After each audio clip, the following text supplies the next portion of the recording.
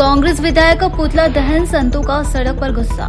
Cigarette के धुएं से विवाद, सीसीटीवी फुटेज से आरोपियों की हुई पहचान। महापौर पुष्पमित्र भार्गव द्वारा विकास कार्यों पर चर्चा, मीडिया सत्र का उद्घाटन। इंदौर के बस स्टॉप होंगे स्मार्ट, 400 बस स्टॉप अब डिजिटल लुक में। मध्य प्रदेश में 5वीं और 8वीं बोर्ड परीक्षा के परिणाम घोषित, लड़कियों ने मारी बाजी। आईटी इंजीनियर महिला से ठगी का मामला, ठगों ने फेडेक्स के नाम पर महिला को दिया धोखा। इंदौर में अवैध उगाही पर कार्रवाई की मांग, ऑटो रिक्शा चालकों से हो रही मारपीट और वसूली। हिंदू संगठनों ने की पूछताछ, मल्हार आश्रम में संदिग्ध युवक पकड़े गए। बसों की अवैध पार्किंग पर कड़ी कार्रवाई, कलेक्टर अर्शद सिंह ने बस ऑपरेटरों को दी चेतावनी। मध्य प्रदेश के सतना से कांग्रेस विधायक राजेंद्र सिंह के साधु संतों पर दिए बयान के विरोध में इंदौर के महुनाका चौराहे पर संतों ने उनका पुतला दहन कर आक्रोश जताया। संतों ने कांग्रेस से कार्रवाई की मांग की है, अन्यथा प्रदेश भर में कांग्रेस कार्यालयों के घेराव की चेतावनी दी है।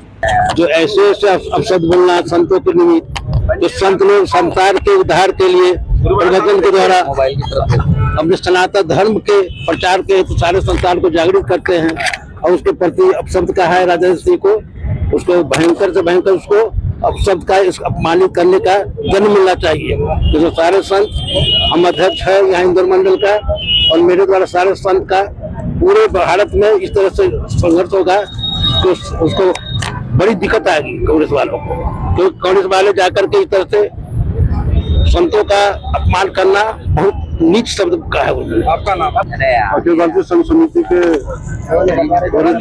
महामंत्री आदरणीय राधे बाबा और अन्य संतों के नेतृत्व में यहाँ पर महुना के चौराहे पर जो राजेंद्र सिंह विधायक हैं, जिन्होंने अनर्गल बातें संतों के खिलाफ बोली है, संतों के खिलाफ शब्द बोले जाते हैं, उनके खिलाफ ये प्रदर्शन किया गया है और उन्हें चेतावनी दी गई है आज संतों के माध्यम से यहाँ पर कि यदि उन्होंने माफी नहीं मांगी, यदि उन्होंने इस बात के लिए अपने कृतज्ञता व्यक्त नहीं करी तो संत समाज उनके खिलाफ पूरे प्रदेश स्तर में कांग्रेस के खिलाफ उनके खिलाफ आंदोलन करेगा।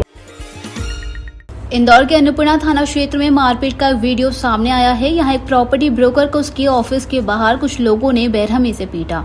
पुलिस ने शिकायत के आधार पर केस दर्ज कर 2 आरोपियों को गिरफ्तार किया है। एडिशनल डीसीपी अमित सिंह के अनुसार सुदामा नगर निवासी योगेश का सिगरेट के धुएं को लेकर विवाद हुआ था। अगले दिन शुभम शर्मा अपने साथियों संग काली स्कॉर्पियो से पहुंचा और लोहे की रॉड व ड्रम से योगेश पर हमला कर दिया। गंभीर रूप से घायल योगेश आईसीयू में भर्ती है। पुलिस ने शुभम व उसके 2 साथियों को गिरफ्तार किया है।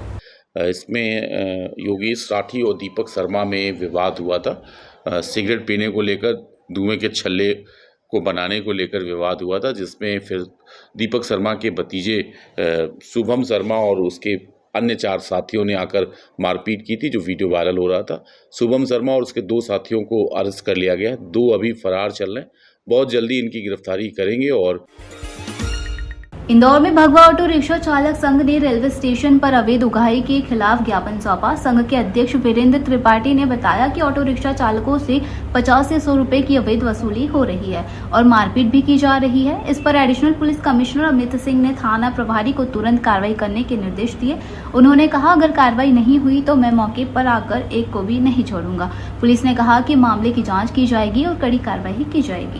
ये छोटी गौलटोली रेलवे स्टेशन के प्लेटफॉर्म नंबर 1 की घटना है।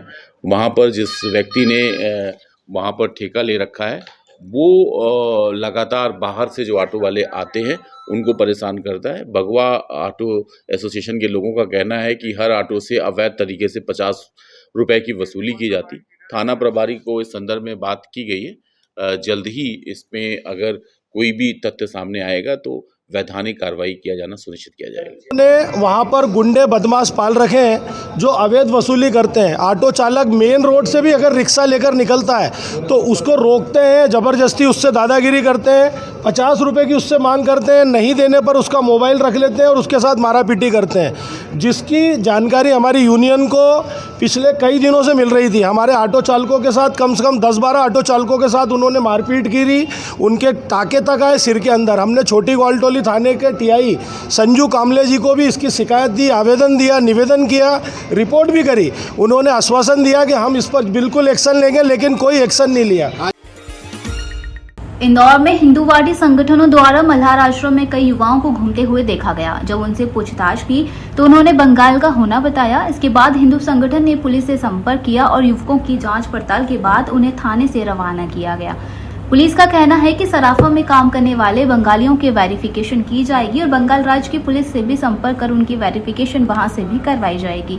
कई बार देखा गया है कि वारदातों के कारण व्यापारियों को समस्याओं का सामना करना पड़ता है, लेकिन जल्द ही वेरिफिकेशन की प्रक्रिया शुरू होगी। कुछ बजरंग दल के लोगों ने ऑब्जेक्शन लिया था कि इसमें कुछ बांग्लादेशी हैं, वो थाने लेकर आए थे, उन्हें वेरिफिकेशन किया गया। ये सभी पश्चिम बंगाल से आए हुए ज्वेलर्स की कारीगरी, ज्वेलरी की कारीगरी करने वाले कारीगर हैं और इनमें से कुछ मुस्लिम हैं, कुछ हिंदू समाज के हैं, हिंदू संप्रदाय के हैं।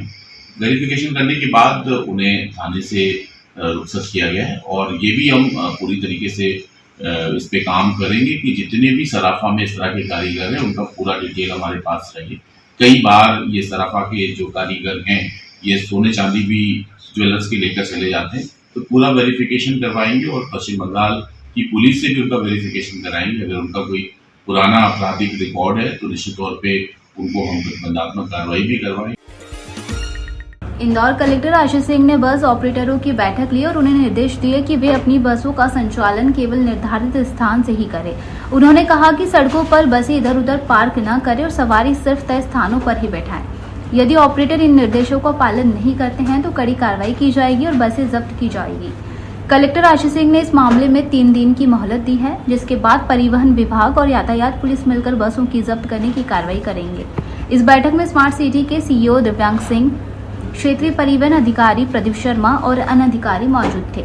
बैठक में यह भी बताया गया कि बस ऑपरेटरों द्वारा मंगलवार रीटेक द्वारा गंगवाल बस स्टैंड, छोटी ग्वालटोली, नवलखा, पिपलाना, रिंग रोड और 3 इमली जैसे क्षेत्रों में बसों को खड़ा कर यातायात में रुकावट पैदा की जा रही है, जिससे दुर्घटना की संभावना बढ़ रही है। कलेक्टर आशीष सिंह ने संबंधित एसडीएम को बसों के पार्किंग के वैकल्पिक स्थानों को चिन्हित करने का निर्देश दिया है। देखिए, पूर्व में हम लोगों ने कुछ कार्रवाई की थी जिसमें शहर के बीचों बीच जो ढक्कन वाला कुआं इत्यादि के आसपास बसें अवैध तरीके से खड़ी हो रही थी, उनको हमने बाहर भेजने की कार्रवाई की थी।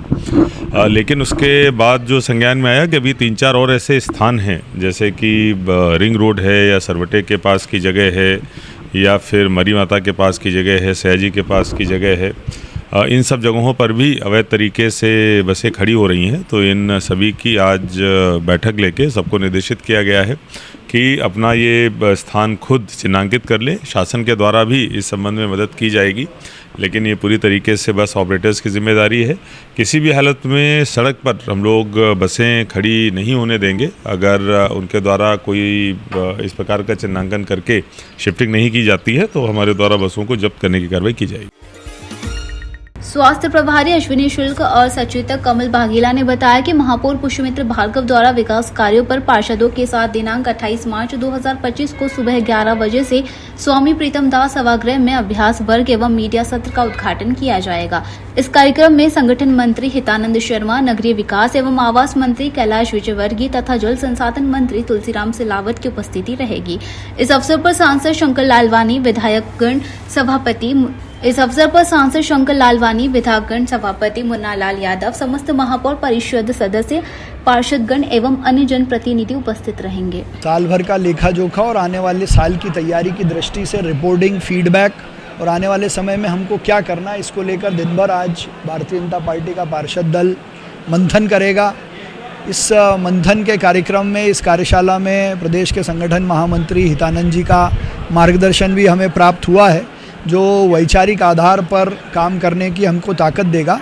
और पार्षद जो दिन रात लोगों के बीच रहते हैं, दिन रात काम करते हैं, तो उन्होंने अपने अपने वार्ड में क्या नवाचार किया, इसको सभी को जानने का अवसर भी मिला।